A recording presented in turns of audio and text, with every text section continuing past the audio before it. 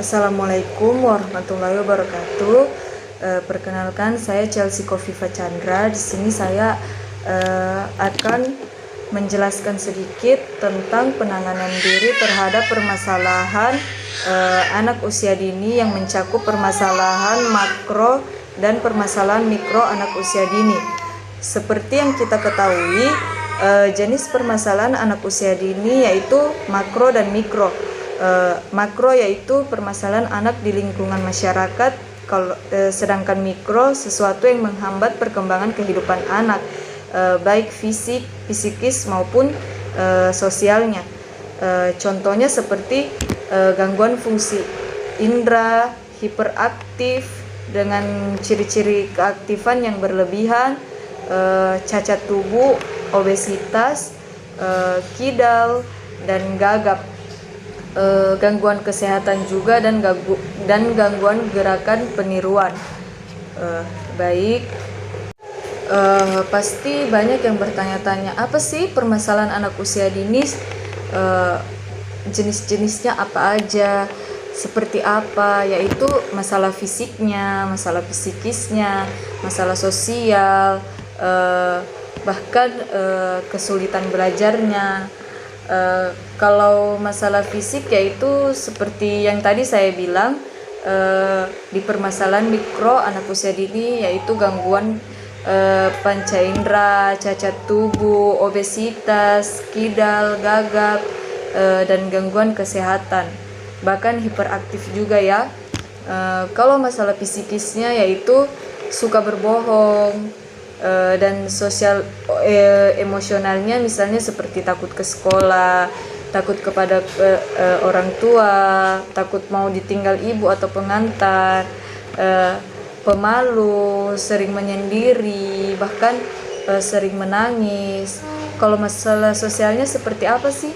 Masalah sosialnya yaitu seperti agresif, daya suainya sangat kurang, cenderung menarik diri dari lingkungan, sangat negatisme atau melawan otoritas orang tua. Kalau kesulitan belajarnya apa sih? Kesulitan belajarnya itu seperti anak yang mengalami gangguan disleksia. Apa sih itu disleksia? Disleksia yaitu adalah anak yang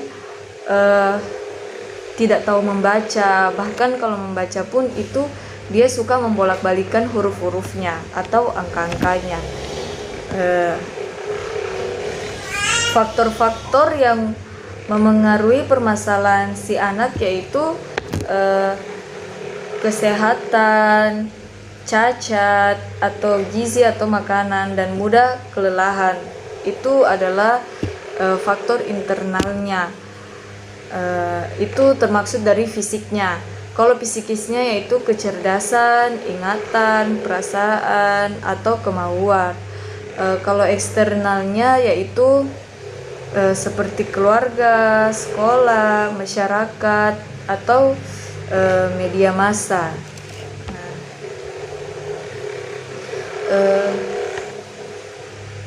Bagaimana sih kita caranya untuk menghadapi atau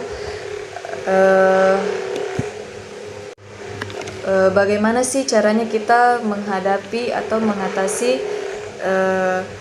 anak yang mungkin dibilang abnormal? Caranya yaitu kita harus mendekatkan diri kita ke si anak itu, dan kita harus tahu apa yang dia mau. Kita juga tidak boleh memaksakan dia harus seperti ini dan seperti itu, tidak. Bahkan anak normal pun juga tidak akan mau dipaksa.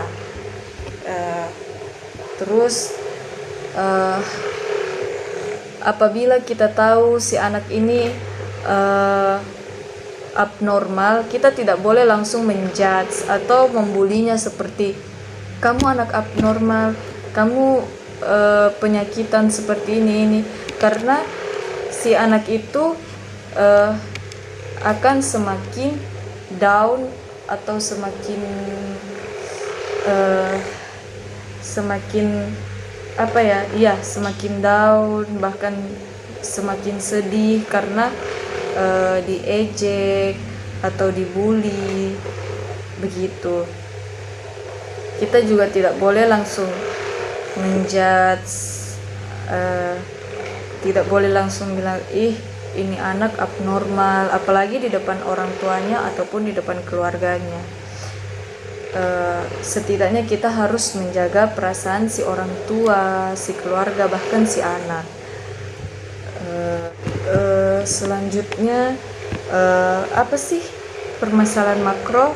Permasalahan makro yaitu permasalahan anak di lingkungan atau di masyarakat.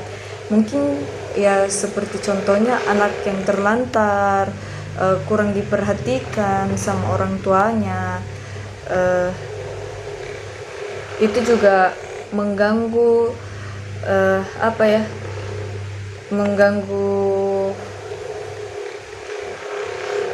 psikisnya anak juga. Kalau permasalahan makro, kalau permasalahan mikro itu ya yang tadi yang saya bilang, menghambat perkembangan kehidupan anak, seperti dia cacat tubuh, obesitas, kidal, gagap, dan lain sebagainya.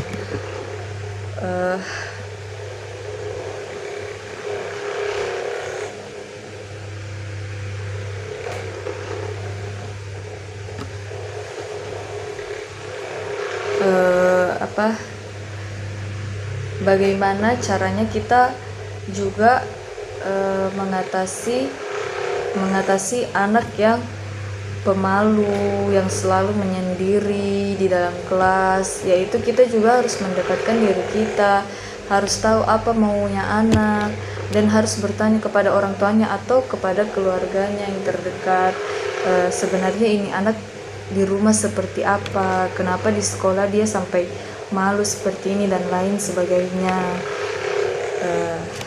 Mungkin di situ kita juga tahu bilang, oh iya ya, ini anak harus dikasih seperti ini. Kita juga harus mengajak si anak untuk mau main sama teman-temannya, tapi kita tidak boleh memaksanya juga, karena kalau anak dipaksa, semakin dipaksa dia bahkan semakin tidak mau, bahkan yang ada nantinya dia bahkan menangis.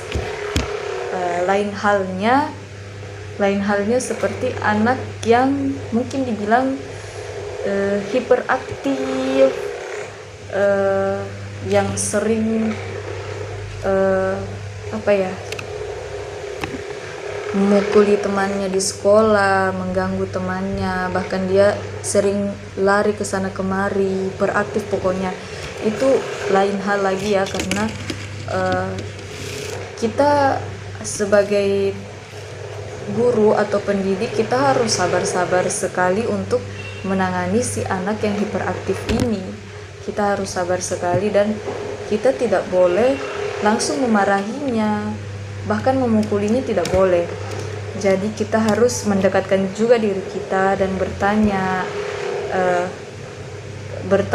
si anak ini maunya apa.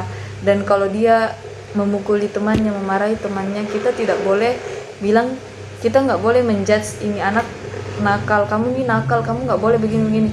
Enggak, kita nggak boleh memarahinya.